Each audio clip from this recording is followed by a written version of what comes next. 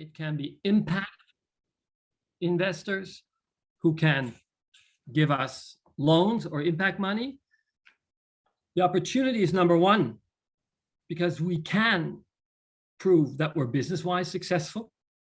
I've been going through the 20 suggestions. I mean, it's very interesting, different cases that we have, like the bulk stores or the Rubish or the EA, all of them doing other things in waste or with youth. We can have a business success. We can sell the waste, we can sell the services, we can sell the closed loop, and we can sell the trainings. The other one is, and that's what businesses don't have, we can prove the success of our social business. We can prove the success of our activities, of our outcomes, and our outputs. Now, the downside of this is we ideally have to show both. We have to show success in the business and in the social aspect. To give you an example, if you meet a guy, if you're a woman, if you're a guy and you meet a woman, and one sleeve is not dirty and is good looking, and the other sleeve is dirty, will you only look to the clean sleeve, or will you also look to the dirty sleeve? You look at the whole picture. So when we as social enterprises want to raise money or get money from donors or non-donors, they always will look at everything, particularly business people will. They will look at how do we run our business, and they will look at how we run our social stuff. So in helping you then think about the second question, about what does it take to be successful, how to attract money, I have to talk about the business and the social side. So let's look at that. Let's go first to the business aspect. And in the business aspect, having now worked over 10 years with so many startups, the first important words are up here: grow from 0 to 1. Do you see that? I want to see from fingers up. Do you see that growing from 0 to 1, even for the ones who haven't put their screens on? Good. You see that. Thank you very much. What does that mean? Anybody here in the room, please turn on your mic and tell me, what does it mean to grow from 0 to 1? And please don't speak Dutch, German, Korean, or Vietnamese, or Indonesian. Just try English. That's what most of us understand. Anybody here? What does it mean to grow from 0 to 1? Ampi, try it. Grow from 0 to 1 means you grow from nothing to something. That's it. Exactly. And why in the startup world is that so important?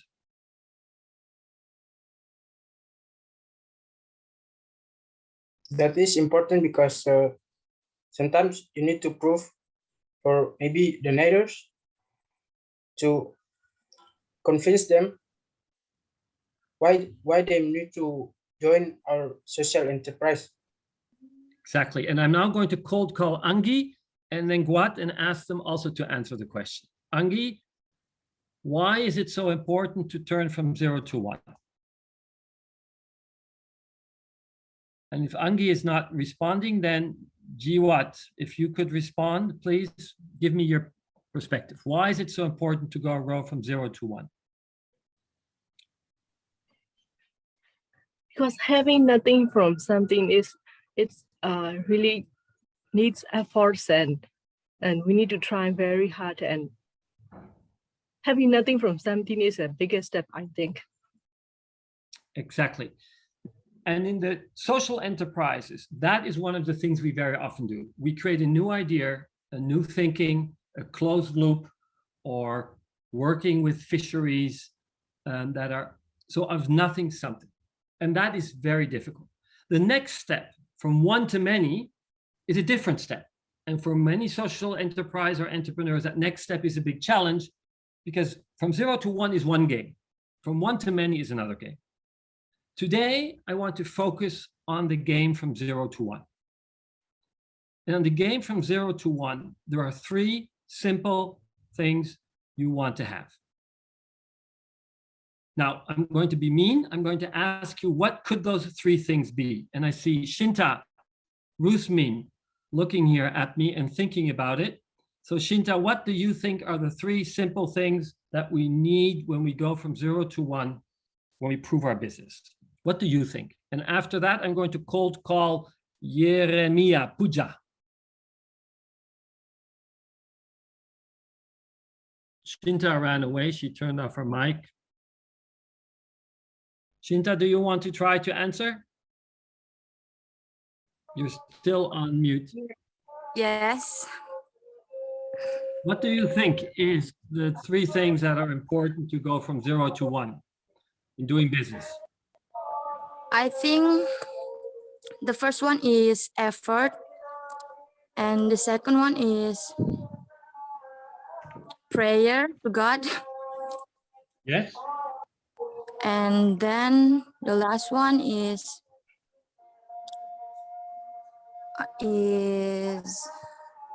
I don't know, but effort is very important to your business. Okay, then we stick with those two. I think that's it. You have one more, What? Shinta? No, I think that's it. Thank you. Anybody else? And if you don't dare to speak, you're allowed to put it into the chat room, like Joseph or Husnul. Any idea? Can I? Please. Yes. Okay. From my opinion, the first one is mission, and the Yeah. second one is knowledge, and the third one is networking. Very interesting. So you, Shinta, earlier said it's about effort. It's about, I would like to say the effort with God is about grounding, is about being centered, is about being mindful. And then you say it's mission, knowledge, and the third one was? Networking. Mission, knowledge, and networking. I think you're both right. For today, I tried to be practical. So I'm going to take what you said and bring it to a very practical way and say, when you go to an investor, what does he want to see? He wants to see the outcome, the impact of your mindfulness, of your mission. And these investors want to see three things. And I'm going to go three of them. The first thing they want to see is market fit. The second thing they want to see is you understand unit cost. The third thing they want to see is you understand and can manage cash. Now, mindful, I didn't say profit. I didn't say success. I didn't say fame. I didn't say you have the support of the president of your country. I just said market fit, unit cost, and cash. So let us go to the first one, market fit. Anybody here what market fit is?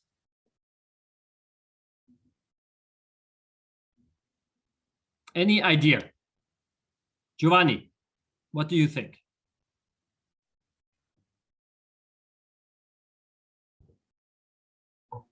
Giovanni Cass, please. Does it market fit? Market fit. I guess market fit market fit means that you know how to market your business. You know how to interact or to you know how to interact in a market, and you know how to promote your business, your social enterprise, and you know how to handle your business overall. Very good. Roy Luis Hidalgo, if you see this, or Naima, both of you, and you hear what your colleague has said, anything you can add? I'm so sorry, Mr. Raoul, but can you please repeat the question again, because the signal here was bad? The question is, what is market fit? What does an investor want to see when you show him, I have market fit? Any idea?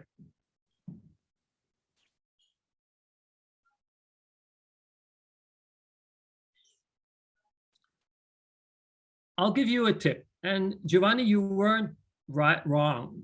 you want to show that you understand the market. The key thing that the financer wants to see, and now I have to go back to my screen, they want to see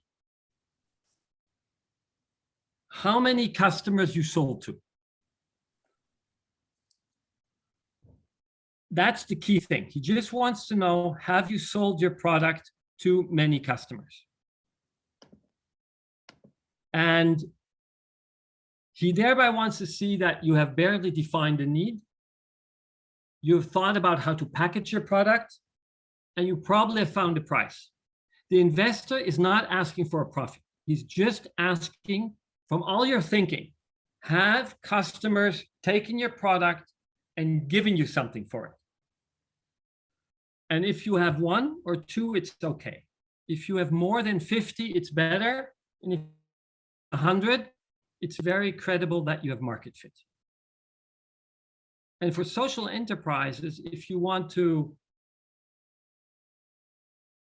farmers, we have for them. But making a farmer want to take something is a different story. Or if you do a closed loop waste management system, very impressive. But you need customers who use it. So the first thing you want to prove to an investor is market fit. Now be smart.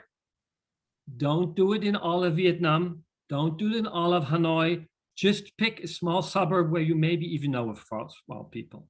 Or you pick a small city in Indonesia, near Bogor or so, or a subpart of Jakarta. That's how you do that. That's number 1. You want to show market fit. That's what you call seed money to create market fit, because you have to eat and you have to create the effort. That's number 1. Number 2, next to market fit, and I'm trying to close my screen here a little bit, because my other computer froze because ASEAN puts this huge advertisement across the screens and I can't get rid of it. The second one is unit cost. Unit cost is that you are able to think, if I take all the expenses I have, how much did I spend per unit output? Or putting it differently, I am teaching students leadership. Per student, how much money am I spending on planning, on doing it, on making sure he's learned it? If you understand your unit costs, many investors will give you the benefit of the doubt. Because when they see your unit costs and they know which price you sell for, they know that you can address it. Now look at all the big successful internet companies in Indonesia. Gojek, Tokopedia, all of them. Their unit costs were extremely high and the prices are very low. And they're still getting a lot of funding. Gojek today, the unit cost all in is still much higher than the money they make. That's why they burn money. That doesn't disturb investors. They want to know that you think in unit cost, and over time, because you have fixed cost, your unit cost will come down. Then they know that you think in business terms. So it's market fit proof and unit cost. Before I continue, any other questions on unit cost?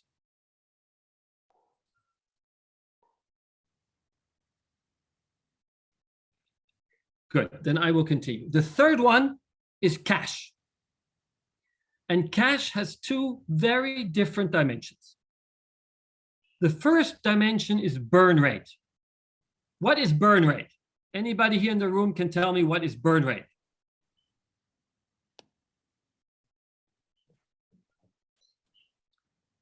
Mahmoudi or Miapul. Any idea what is burn rate? No. To burn is when things go away. And the rate is progress. And burn rate is how fast do you burn the money you have. So if you have an investment of $10,000 and per week you spend $1,000, that means you have 10 more weeks to live if you burn $1,000 every week and you have $10,000. So people want to know your burn rate. They know how long can you still live until you need more money. And if you know your burn rate, it means you're managing your cash. And particularly for us smaller social enterprises, it's very important to know how much money do I have in the bank on Monday and how much of the money do I have in Friday. And it's not about how much expenses or how much invoices or who's going to pay me tomorrow, just how much money is in the bank. And if you know that, people will trust you. If you don't know that, people might think you don't care. And now the second one is governance. Governance is an awful word. Anybody here in the room understands what governance is? Maybe Yunus or Nashrin, any idea what that is?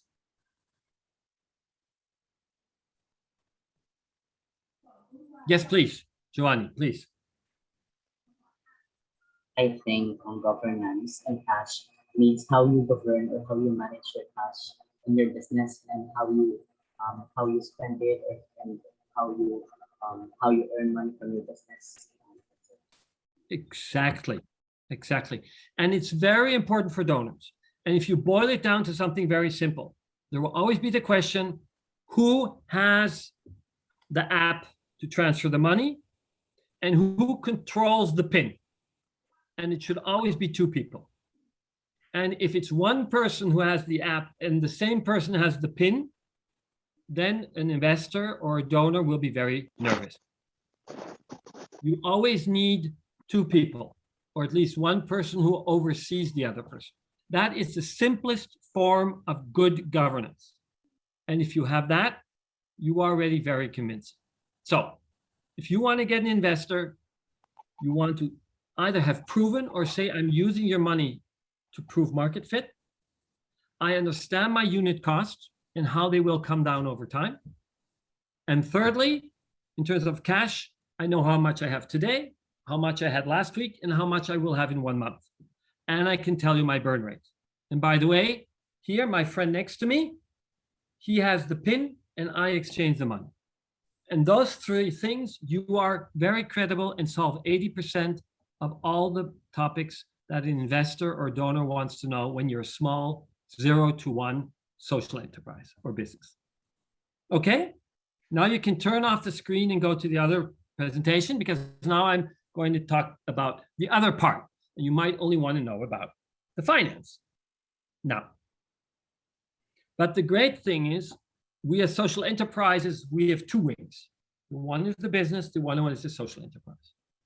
And to be convincing or double convincing and get even more money faster, we also have a few elements from 0 to 1 in the social enterprise. And what, as a social enterprise on the social side, what are the 2 or 3 key things that we need to prove that we are successful with our social endeavor? Any ideas of the audience? You're all social enterprises. Give me some ideas. Ampi, what do you think?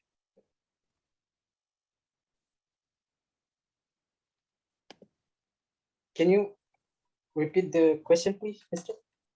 What are the core elements of that you need to prove that your social aspect of your social enterprise is successful? All right. I think the first is, how do people accept it?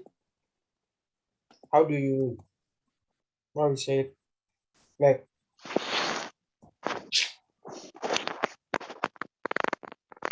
Very good. You want to be able to demonstrate how people accept it. yes, And that's you right. want to show your social enterprise. Excellent. Any other ideas? What else do we need? Any suggestions here? Shinta, Jeremy, and if you don't want to speak, I now have the chat on. You can also put into the chat. Sorry, I didn't see the chat earlier.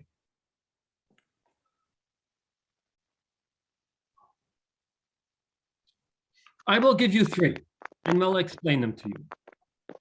The first one is you have to be able to explain your impact strategy. You have to be able to tell the story of what the impact is you want to achieve and how. First. Second, you want to be able to measure and manage the impact. Thirdly, you want to be able to share it, and that's to your last point, Mia Fool, that you mentioned. And I think that also, Ampi, you alluded to. You have to be able to share your impact. Let me go to those three. And let me here go back to my screen. Demonstrate impact. What and how do I plan to create impact? Here, there are 5 things you want to show. You want to be clear, what are my inputs? What are the activities I do? What are my outputs? What are my outcomes and my income? So one of you has a social enterprise, and that's around fishery trainings. What are your inputs? Your inputs are knowledge, your inputs are teachers, your inputs are outreach to youth organizations, your inputs are academics. What are your activities? Next to planning activities, you teach, you do needs assessments, and you probably do follow-up activities. What are your outputs? Your outputs are that people have been taught. Your outputs are maybe that you measure that people have higher knowledge, and your impact is that people feel better, people maybe get jobs. That are the kind of outcomes. And you want to be able to tell the story on that level. And some of you call it the TOC, the theory of change that you're using. Yeah, that's your first thing that you want to be able to share. Any questions to this, to demonstrating your impact theory? Any questions? You can put them on the chat, or you can. What we mean by that, here I hear somebody asking a question. We have 7 minutes left, so I got to pick up. Can also use the logic model. Yes, you can. To pick up the speed on this, what we want on measuring is we want to know exactly which inputs, which activities, and which outputs. Secondly, you want to be able to measure the baseline. Very important, you want to be able to know who are the recipients. And there you want to know where they live, the age they have, the social background. And on the other hand, you want to know how many you reached, how long you influenced them, and what came out of it. And thirdly, you have sharing the impact. You share your impact stories. And here it's important that you not only have a touching story, but you also have some evidence. Bringing that all together, we have the business aspect and the social aspect, and over at the social enterprise. As business, you want to, as I said, very simply, show market fit, be able to talk about your unit cost. And to the earlier question, it doesn't have to be lower or higher, and you have to be able to talk about your cash. In terms of social aspect, it's about your impact strategy, your measurement, and your story you can tell about. Now, if you want to win the game, the key elements you want to have is number one, that you are real time. You want to have your information as fast as possible, daily or weekly. You want to be able to have it in a synthesized way, that you have your main information. And thirdly, you should only have relevant information that's relevant for your investors or relevant for your stakeholders. And if you present that real-time, synthesized, and relevant, you will be outstanding against the others. Now, besides this discussion today where I try to help you, the other way where I can help you is that we at Artemis Impact have 2 tools for free available, and you can copy them. The first one is the Artemis platform, and here's also the link. It provides you and help to visualize your impact story. It helps you measure your activities and your outcomes, and it helps you analyze your efforts. And secondly, we have the Artemis Academy. And this is a self-learning tool that teaches you all what I just told you. Thank you very much. If we still have a few more minutes, I'm open for questions. Otherwise, this is all I wanted to share.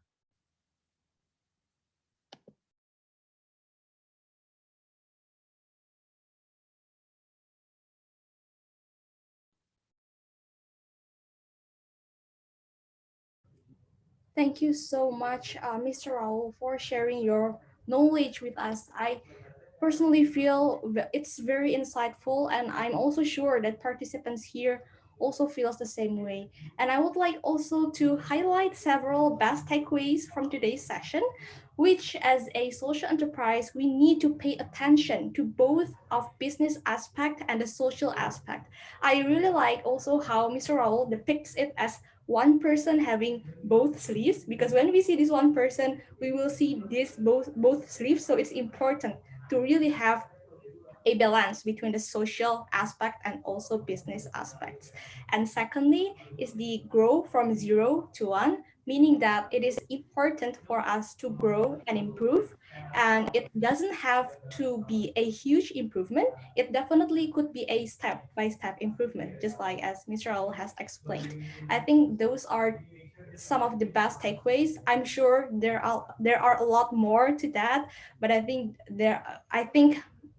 these participants today definitely learn so much from your session. So thank you so much, and thank you participants who have been actively being involved in the discussion and answering the questions from Mr. Raoul, and also posing your questions. I hope today's sessions could be beneficial and also enhance our knowledge on the topic. Since we are just on time to start the next session, which is the roundtable discussion. So once again, thank you so much, Mr. Raoul. And to all participants, please, you can leave this room and go back to the main room, as we will be continuing the discussion for the roundtable discussion. So thank you so much, and see you there. Thank you very much, and good luck with your endeavors. And Marawa, thank you very much for moderating. It was a pleasure to be with you today. Bye-bye. Pleasure for me. Thank you so much.